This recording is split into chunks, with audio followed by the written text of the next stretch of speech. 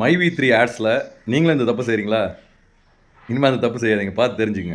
அதாவது என்னென்னா, நம்ம விளம்பரம் பார்த்துட்ருப்போம். விளம்பரம் பார்த்துருக்கும்போது 2, 3 விளம்பரம் போய்ட்டுருக்கும்போது திடீர்னு பார்த்தீங்கன்னா ஒயிட் போர்டாகவே இருக்கும், ஃபுல் பிளைனாகவே இருக்கும். அப்போ என்ன பண்ணுவாங்கன்னா, டப்புன்னு பயந்து வெளியில் வந்துடுவாங்க, ஆடே வரலையே அப்படின்ட்டு.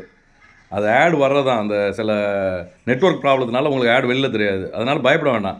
நீங்கள் கொஞ்சம் நேரம் வெயிட் பண்ணுங்கள். வெயிட் பண்ணும்போது கேப்ச்சா வரும், கேப்ச்சா அடிங்க. உங்களுக்கு நீங்கள் என்ன ஸ்கீமில் இருக்கீங்களோ அதோட ஐ ஸ்கோர் உங்களுக்கு வந்துடும். பாருங்கள், நான் வந்து ரூ. 680 ஸ்கீமில் இருக்கேன். எனக்கு ரூ. 16 வந்துடும், டைம் சேவர் போட்டிருக்கேன். அதுமாரி உங்களுக்கு நீங்கள் என்ன ஸ்கீமில் இருக்கீங்களோ அதில் ஹையஸ்ட் ஸ்கோர் வரும். தயவுசெய்து அதை தள்ளி கிள்ளி விட்றாதீங்க, அந்த தப்பு செய்யாதீங்க. தப்பு செய்யாதீங்கிறதுக்காக தான் இந்த பதிவு. இதை பாருங்கள், நீங்களே பாருங்கள், ஒயிட் போர்டாகவே இருக்கும், பிளெயினாகவே இருக்கும். எதாவது இருக்கா பார்த்தீங்களா? ஆடே இருக்காது. ஏற்கனவே நான் வந்து ரூ. 256 ஏர்ன் பண்ணியிருக்கேன். ஆடு வரல பாருங்கள். வரும், என்ன வரும்னா கேப்ச்சா வரும். வந்துருச்சா? இந்த கேப்ச்சாவை பார்த்து அடித்தா போதும். அடிச்சுட்டு சப்மிட் கொடுத்துட்டிங்கன்னா நம்மளுக்கு இருக்கிறதுல ஹையஸ்ட் அமௌண்ட்டு. உங்களுக்கு மை3 ஆட்ஸில் எந்த வகை சந்தேகமாக இருந்தாலும் கமெண்ட்ஸில் கேளுங்க. கண்டிப்பாக அடுத்த வீடியோவில் நான் பதில் சொல்லுவேன். நன்றி, வணக்கம்.